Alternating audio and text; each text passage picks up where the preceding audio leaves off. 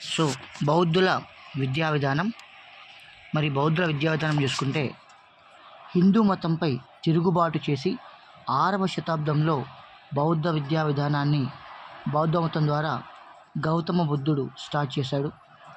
మోక్ష సాధన ప్రధాన ధ్యేయం. వీరి విద్యా క్షేత్రాలు చూసుకుంటే Nalanda university, Takshashila university, Vikramashila university, Mithila university, Nagarjuna university. బౌద్ధ విద్య లక్ష్యాలు దుఃఖ నివారణ చేయటం, నైతిక అభివృద్ధి చేయటం, జీవికి మార్గాన్ని సిద్ధం చేయటం. బౌద్ధ విద్య ప్రత్యేకతలు: స్త్రీలకు విద్యా సౌకర్యం ఉండేది. విద్యార్థి ఉపాధ్యాయుల మధ్య తండ్రి కొడుకుల వంటి సంబంధం ఉండేది. వాచిక చర్చ సంభాషణ పద్ధతిలో విద్యా బోధన జరిగేది. ప్రధానంగా ఉపన్యాస పద్ధతిలో బోధన జరిగేది.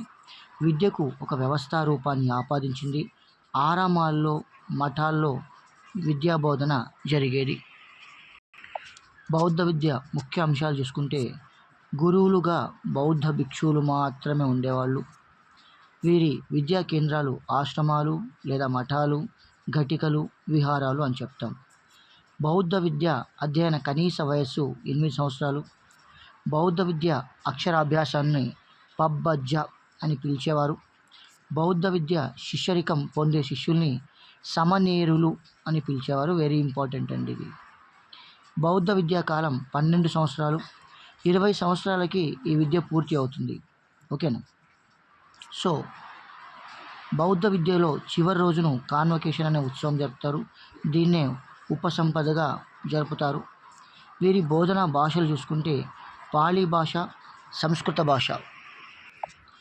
అక్షరాభ్యాస సమయంలో బుద్ధం శరణం గచ్చామి, ధర్మం శరణం గచ్చామి, నెక్స్ట్ సంఘం శరణం గచ్చామి అని కూడా వీళ్ళు చెప్పేవాళ్ళు.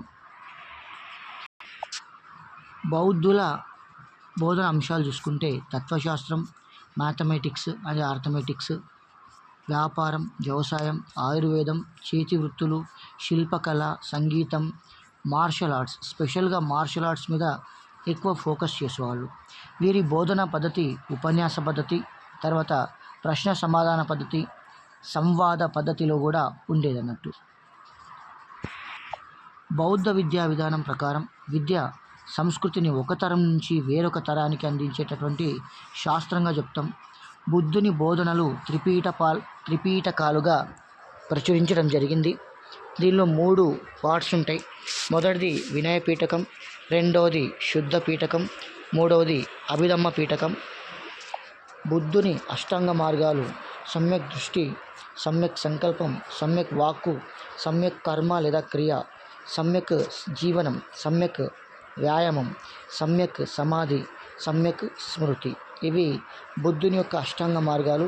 ఇవి దుఃఖం నుంచి విముక్తి కోసం ఉపయోగపడతాయి ఒక మానవుడికి. బౌద్ధ విద్యా విధానపు లాభాలు చూసుకుంటే విద్యను అందరికీ కల్పించింది. నైతిక విద్యకు ప్రాధాన్యత ఇచ్చింది. వృత్తి విద్యకు ప్రాధాన్యత ఇచ్చింది. ప్రసిద్ధ యూనివర్సిటీస్ను ఏర్పాటు చేసింది. స్త్రీలకు విద్యను విజయవంతంగా ఈ బౌద్ధ విద్య అందించడం జరిగింది. అందుకే బుద్ధిజం బాగా ఇండియాలో ఫేమస్ అయింది.